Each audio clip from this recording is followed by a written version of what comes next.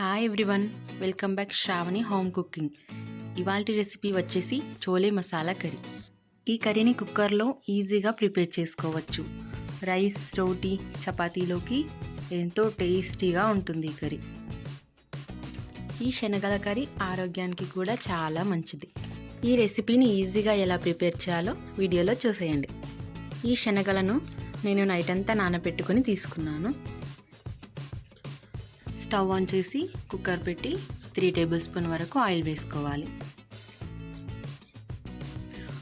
Oil బాగా heat అయిన తర్వాత చెక్క, లవంగం, మిరియాలు యాడ్ చేసుకొని ఒక బగారా ఆకుని కూడా కట్ చేసి వేసుకుంటున్నాను. 1 నిమిషం తర్వాత ఒక ఉల్లిపాయను సన్నగా చిన్నగా కట్ చేసి యాడ్ చేసుకోవాలి. ఒకసారి కలిపేసుకొని ఈ ఉల్లిపాయను 1 నిమిషం పాటు ఫ్రై చేసుకోవాలి.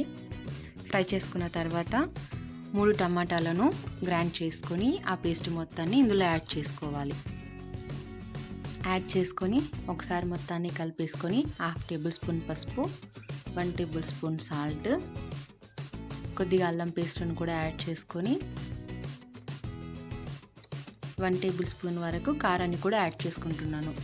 మీరు కారం ఎక్కువ తినే వాళ్ళైతే 1/2 టేబుల్ స్పూన్ ఎక్కువ వేసుకోవచ్చు. మీ రుచికి తగ్గంత యాడ్ చేసుకోవచ్చు. ఒకసారి మొత్తాన్ని కలిపి 1 మినిట్ వరకు కుక్ అవ్వనివ్వాలి. ఆ తర్వాత 1 టేబుల్ స్పూన్ ధనియా పౌడర్ యాడ్ చేసుకోవాలి.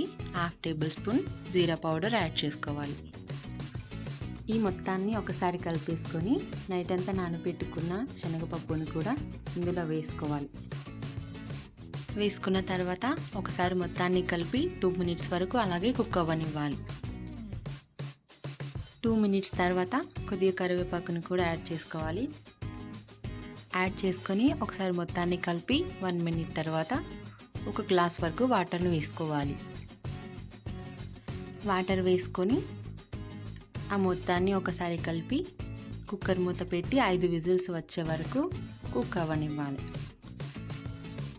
5 విజిల్స్ వస్తేనే ఆ శనగలు మెత్తగా కుక్ అవుతాయి. చూడండి, 5 విజిల్స్ వచ్చిన తర్వాత ఈ శనగపప్పు మొత్తం మెత్తగా ఉడికిపోతుంది. ఈ శనగపప్పు కర్రీ ఎంతో స్పైసీగా రెడీ అయిపోతుంది. రైస్లోకైనా, రోటీలోకైనా, చపాతీకైనా ఈ కర్రీ చాలా రుచిగా ఉంటుంది. ఈ కుక్కర్లో ఈ కర్రీని ఈజీగా 6 నుంచి 7 నిమిషాలు ఈజీగా ప్రిపేర్ చేసుకోవచ్చు. ఆ తర్వాత ఇందులోనే కొద్దిగా గరం మసాలాను యాడ్ చేసుకొని కట్ చేసుకున్న కొత్తిమీరను కూడా వేసుకోవాలి. వేసుకొని మొత్తాన్ని కలిపేసుకోవాలి. ఒక 2 మినిట్స్ వరకు ఇలాగే కుక్ అవ్వనివ్వాలి. 2 మినిట్స్ తర్వాత స్టవ్ ఆఫ్ చేసుకొని సర్వ్ చేసుకోవడమే. ఇంకా మీరు కూడా ఈ రెసిపీని ట్రై చేసి ఎలా వచ్చిందో కామెంట్ రూపంలో తెలియజేయండి. మీకు ఈ వీడియో నచ్చినట్లయితే లైక్ చేయండి, కామెంట్ చేయండి, సబ్స్క్రైబ్ చేసుకోవడం మర్చిపోకండి.